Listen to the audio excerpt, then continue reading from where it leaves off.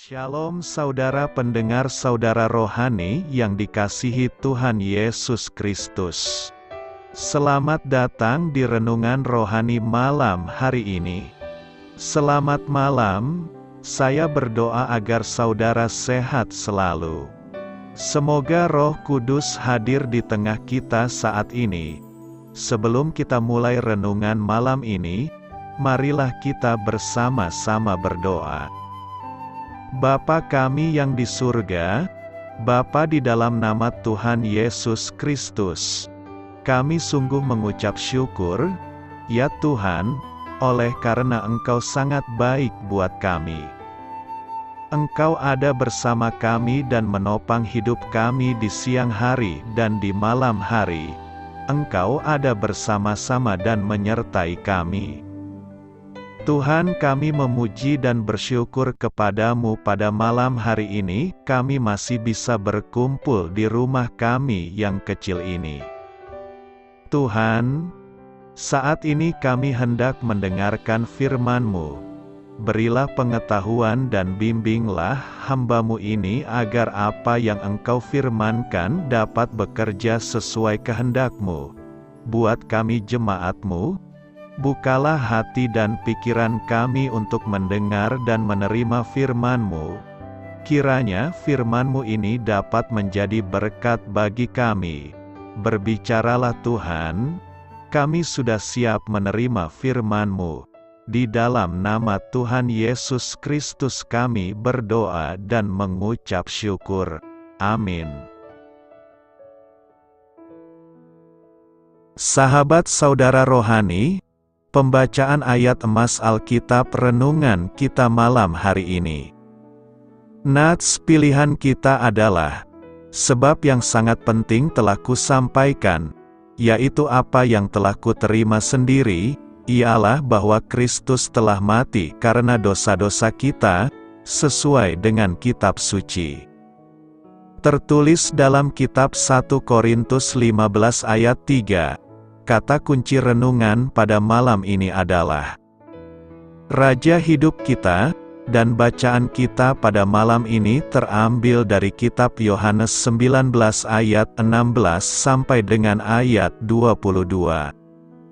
Akhirnya Pilatus menyerahkan Yesus kepada mereka untuk disalibkan. Mereka menerima Yesus. Sambil memikul salibnya ia pergi keluar ke tempat yang bernama tempat tengkorak, dalam bahasa Ibrani, Golgota. Dan di situ ia disalibkan mereka dan bersama-sama dengan dia disalibkan juga dua orang lain. Sebelah menyebelah, Yesus di tengah-tengah, dan Pilatus menyuruh memasang juga tulisan di atas kayu salib itu. Bunyinya, Yesus, orang Nazaret, Raja orang Yahudi. Banyak orang Yahudi yang membaca tulisan itu, sebab tempat di mana Yesus disalibkan letaknya dekat kota dan kata-kata itu tertulis dalam bahasa Ibrani, bahasa Latin dan bahasa Yunani. Maka kata imam-imam kepala orang Yahudi kepada Pilatus, "Jangan engkau menulis, Raja orang Yahudi, tetapi bahwa ia mengatakan, 'Aku adalah Raja orang Yahudi.'" Jawab Pilatus, "Apa yang kutulis, tetap tertulis." Terambil dari kitab Yohanes 19 ayat 16 sampai dengan ayat 22. Topik dari ayat emas renungan kita adalah, Yesus adalah Raja atas hidup kita. Kita harus melayani Dia dengan segenap hidup kita. Mari kita mulai renungan malam kita. Untuk memulai hal baik, serahkanlah segala sesuatu hanya kepada Tuhan. Mari kita mulai segmen kisah inspiratif.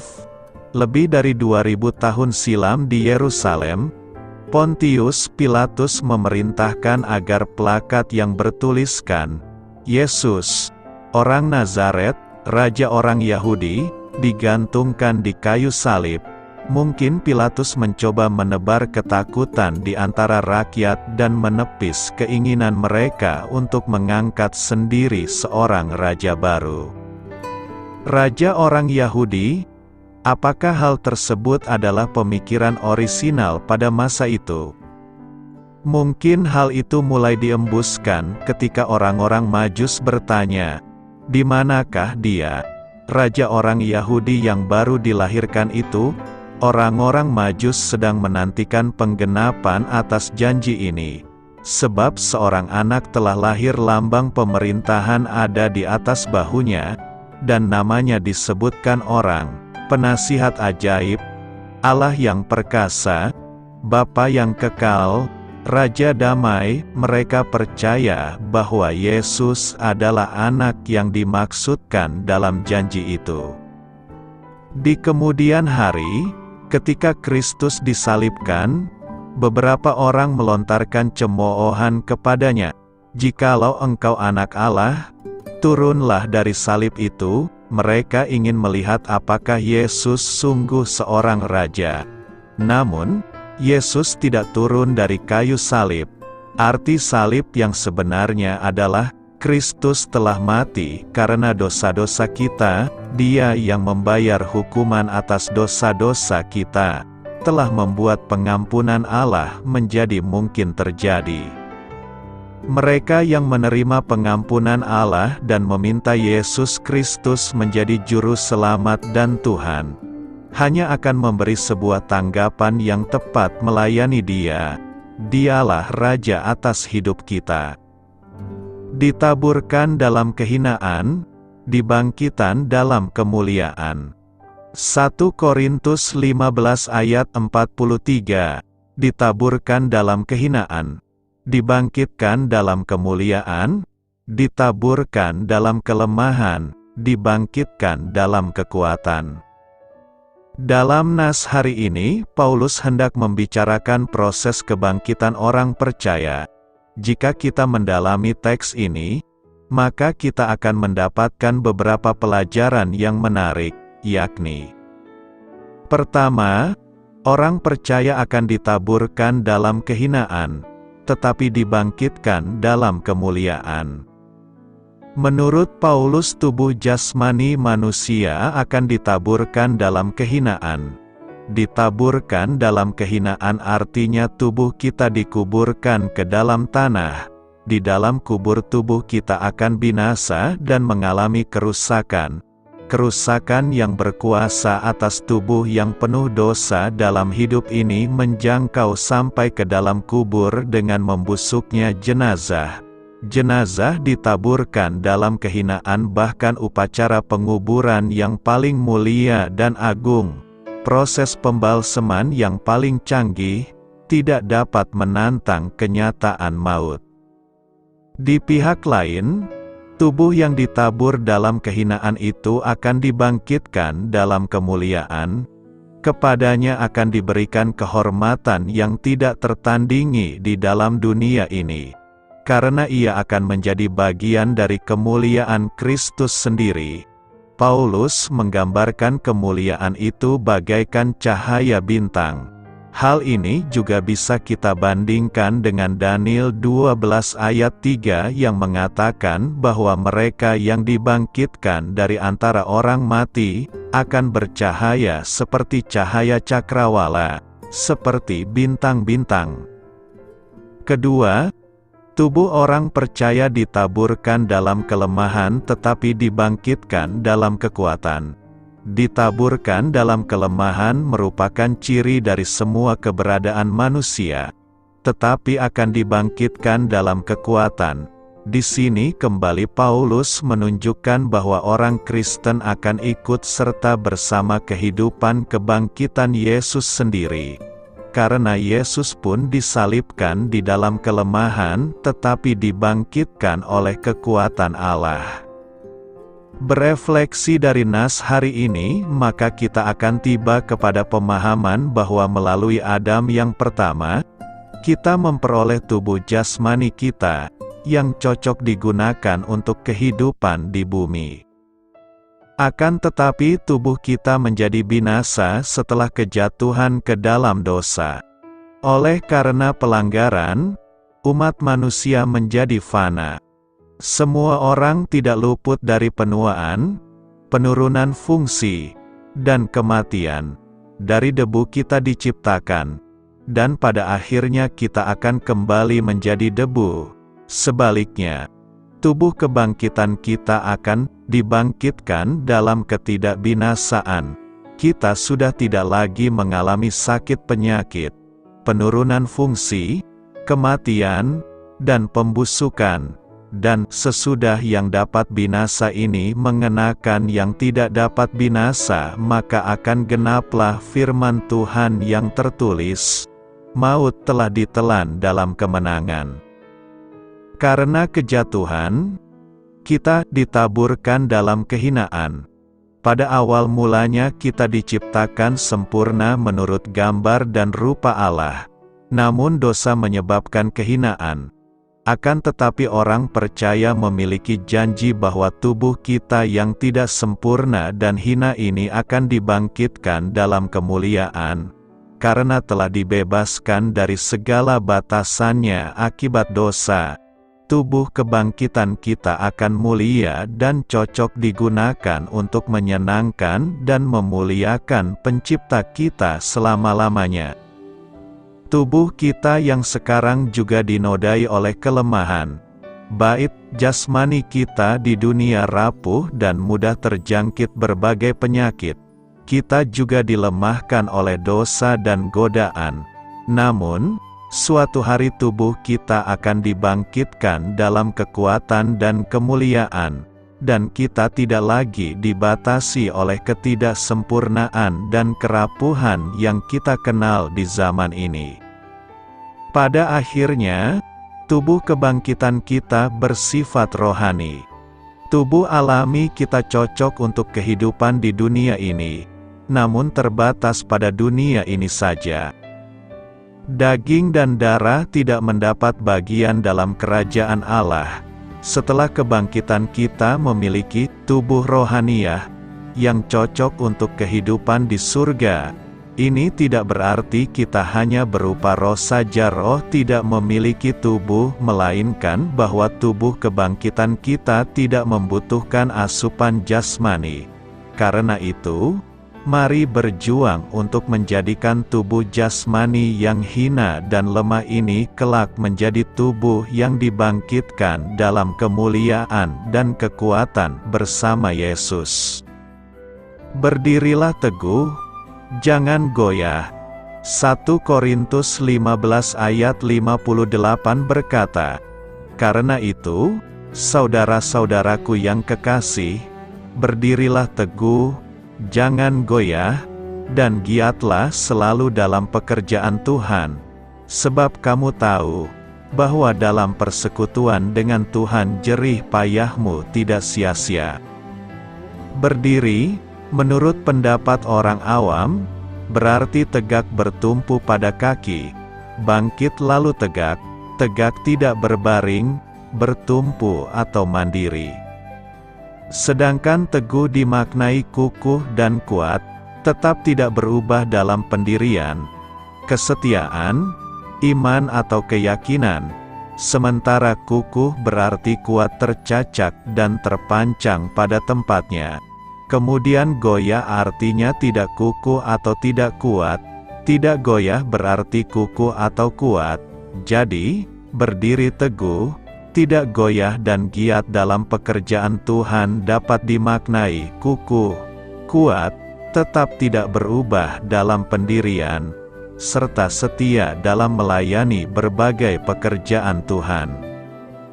Berdiri teguh, tidak goyah dan giat dalam pekerjaan Tuhan juga berarti kukuh, kuat serta setia memberikan pelayanan firman Tuhan, baik dalam pelayanan sekolah minggu, ibadah, doa, ucapan syukur, pujian, penyembahan, pemberitaan firman Tuhan ataupun layanan gereja lainnya. Apa maksud dari berdiri teguh? Perhatikan bahwa dalam pasal 15 ini, Rasul Paulus sudah mengeluarkan frasa berdiri teguh pada ayat 1-2. Di sana Rasul Paulus menyampaikan agar jemaat di Korintus berdiri teguh dalam Injil, yaitu berita tentang kematian dan kebangkitan Yesus. Kematian dan kebangkitan Kristus berbicara tentang keselamatan yang kita peroleh melalui iman. Kita beriman pada Injil tentang kematian dan kebangkitan Yesus. Karena itu, frasa berdiri teguh tentunya berarti tetap kuat di dalam iman. Bukan iman yang besar, melainkan iman yang benar. Iman yang benar lebih penting daripada iman yang besar. Iman ini kita dasarkan pada Injil. Karena itu dalam pelayanan kita, jadikanlah Injil yang menjadi pusat pelayanan kita. Kita terus belajar kebenaran Injil agar terus bertumbuh. Mari belajar kebenaran Injil baik melalui perenungan setiap hari, juga dalam mendengarkan kebenaran firman Tuhan baik di gereja maupun di persekutuan-persekutuan yang ada. Melalui nas hari ini ada beberapa hal yang dapat kita pelajari, yakni: pertama, berdirilah teguh dalam pelayanan. Paulus mengingatkan kita semua agar kita tetap tegak bertumpu pada kaki sendiri, agar kita dengan kukuh dan kuat melayani firman Tuhan, supaya kita tetap setia dalam pelayanan firman-Nya, agar kita tidak lemah dalam pendirian untuk melayani Tuhan, supaya semangat dan kesetiaan iman dan keyakinan kita semakin kuat dan dahsyat dalam memberitakan Injil Yesus Kristus, yang membawa sukacita dan damai sejahtera. Haleluya. Kedua, jangan goyah. Dalam perkataan lain, Rasul Paulus mengingatkan kita supaya kita tegak tercacak dalam melayani Tuhan. Agar iman kita semakin kuat tercacak dan terpancang pada ajaran firman Tuhan, supaya kita tidak goyah untuk melayani Tuhan.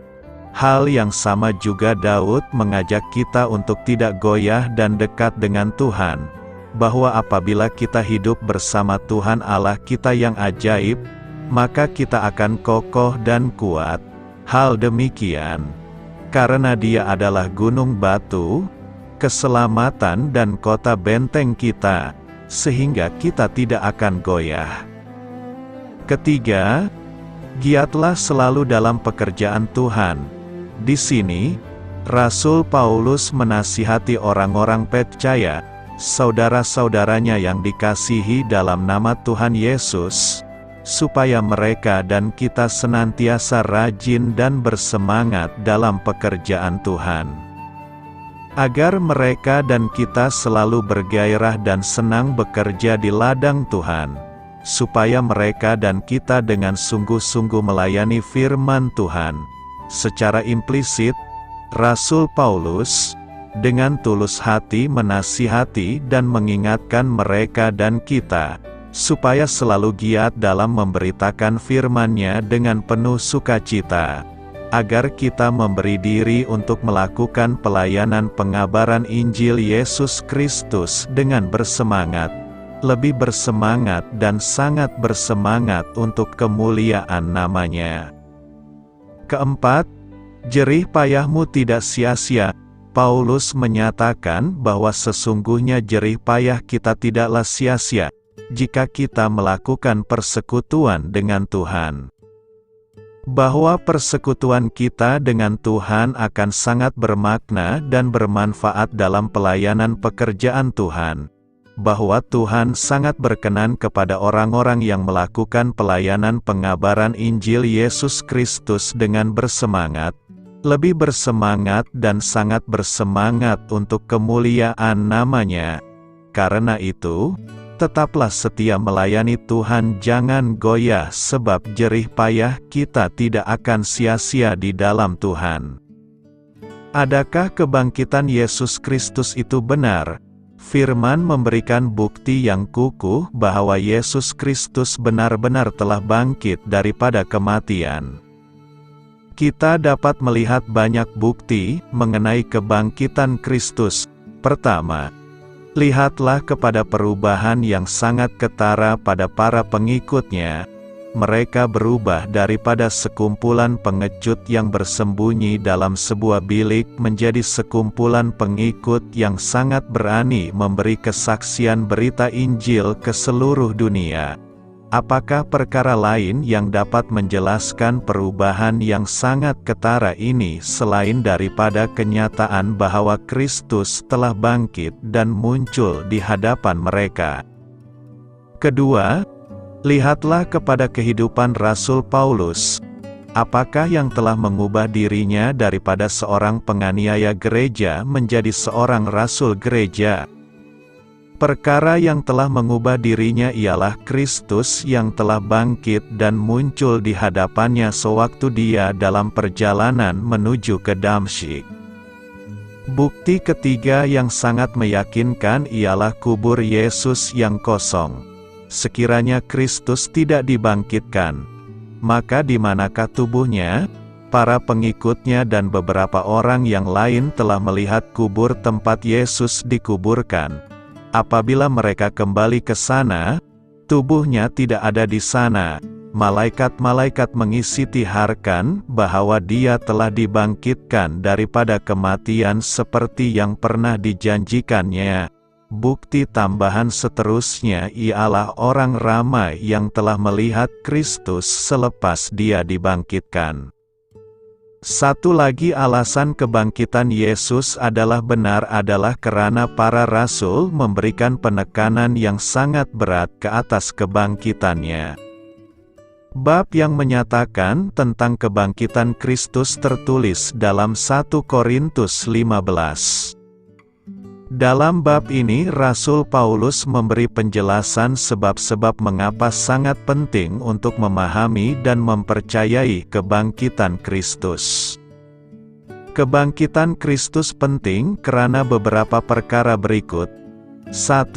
Sekiranya Yesus tidak dibangkitkan, maka mereka yang percaya kepadanya juga tidak akan dibangkitkan daripada kematian. 2. Sekiranya Yesus tidak dibangkitkan daripada kematian, maka pengorbanannya bagi dosa tidak memadai. Kebangkitan Yesus membuktikan bahwa kematiannya sebagai penebusan bagi dosa kita telah diterima oleh Tuhan. Sekiranya dia telah mati dan kekal dalam keadaan mati, maka itu satu petanda bahwa pengorbanannya tidak memadai. Maka mereka yang percaya kepadanya tidak akan diampuni daripada dosa-dosa mereka, dan mereka akan kekal dalam keadaan mati setelah mereka meninggal dunia kelak dan tidak akan ada kehidupan kekal. Tetapi hakikat ialah, Kristus telah dibangkitkan daripada kematian, menjadi yang pertama daripada mereka yang telah meninggal, dan oleh sebab Kristus telah dibangkitkan daripada kematian, Dia merupakan buah sulung bagi kebangkitan kita. 3. Mereka yang percaya kepadanya akan dibangkitkan dan menerima kehidupan kekal bersama-samanya. 1 Korintus 15 seterusnya menjelaskan bahwa kebangkitan Kristus ialah bukti kemenangannya ke atas dosa dan memberikan kita kuasa untuk hidup dengan kemenangan ke atas dosa. 4. Hal ini menggambarkan sifat mulia tubuh kebangkitan yang akan kita terima. 5. Hakikat ini juga mengisiharkan bahwa akibat daripada kebangkitan Kristus, semua orang yang telah percaya kepadanya akan mendapat kemenangan ke atas dosa. Betapa mulianya kebenaran kebangkitan Kristus ini. Oleh itu, saudara-saudara yang aku kasihi, hendaklah kamu teguh dan kukuh. Hendaklah kamu rajin bekerja untuk Tuhan, karena kamu tahu bahwa semua yang kamu lakukan untuk Tuhan tidak sia-sia. Menurut kitab Injil, kebangkitan Yesus Kristus memanglah benar.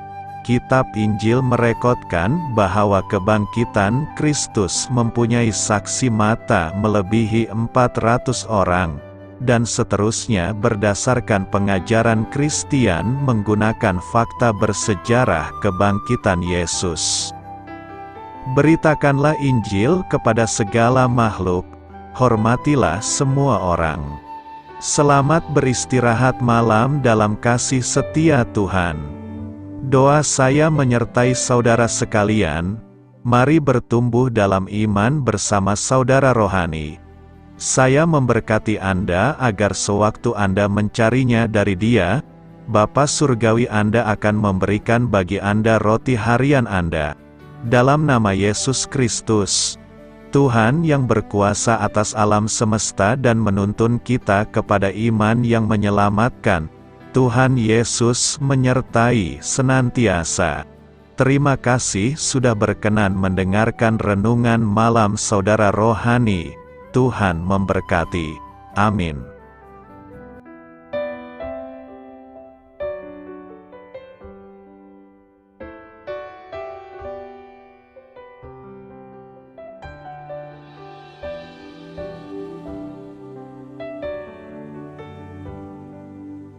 Marilah kita renungkan, sahabat saudara rohani, demikianlah renungan firman Tuhan malam hari ini.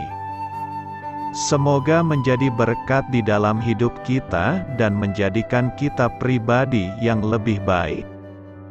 Sebelum kita beristirahat pada malam hari ini, marilah kita berdoa. Bapa kami yang di surga, Bapa di dalam nama Tuhan Yesus Kristus, kami sungguh mengucap syukur, ya Tuhan, oleh karena Engkau sangat baik buat kami. Engkau ada bersama kami dan menopang hidup kami di siang hari dan di malam hari. Engkau ada bersama-sama dan menyertai kami, ya Tuhan Yesus. Kami mengucap syukur untuk firman-Mu, ya Tuhan, yang memberikan kami kekuatan dan menyadarkan kami bahwa kami tidak perlu takut dengan gelap dan malam. Sebab Tuhan, Engkau ada bersama kami. Engkau melindungi kami dan menjadi perisai bagi kami hamba-Mu berdoa saat ini. Tuhan, untuk setiap pendengar renungan ini yang mengalami ketakutan, kecemasan, kegelisahan, pada situasi gelap dan malam hari di dalam nama Tuhan Yesus Kristus. Kuasa Tuhan melepaskan mereka dari segala ikatan roh-roh ketakutan yang mengikat mereka saat ini. Tuhan melepaskan setiap anak-anak-Mu dari segala rasa takut dan kecemasan. Di dalam nama Tuhan Yesus segala kuasa-kuasa roh jahat, kuasa setan iblis yang mengganggu anak-anak-Mu, ya Tuhan, tolong hancurkan dan halaukan dengan kuasa-Mu. Dalam nama Tuhan Yesus Kristus, berkati setiap kami anak-anak-Mu, ya Tuhan, dan lindungilah kami. Kami aman di dalam Engkau. Ya Tuhan, penuhilah setiap hati kami dengan keberanian, damai sejahtera, dan sukacita serta ketenangan yang dari Tuhan. Berkati kami di malam hari ini, saat kami tidur dan beristirahat. Kuasa-Mu, ya Tuhan, menaungi setiap kami, memberkati dan melindungi kami. Bangunkanlah kami kembali besok pagi dengan kekuatan yang baru, tubuh yang sehat diberkati Tuhan, dan berkat-berkat yang baru Tuhan sediakan bagi kami. Terima kasih, ya Tuhan, kami sungguh mengucap syukur untuk firman-Mu yang menguatkan kami. Dalam nama Tuhan Yesus Kristus Juru Selamat kami, Bapa kami yang baik, kami mengucap syukur dan berdoa haleluya. Amin. Biarlah firman Tuhan menjadi pengingat untuk kita semua, bahwa tuntunan dari Roh Kudus akan selalu memberi jalan keluar bagi setiap permasalahan hidup kita, dan memberi kedamaian di hati kita. Amin. Sampai jumpa di renungan malam saudara rohani berikutnya.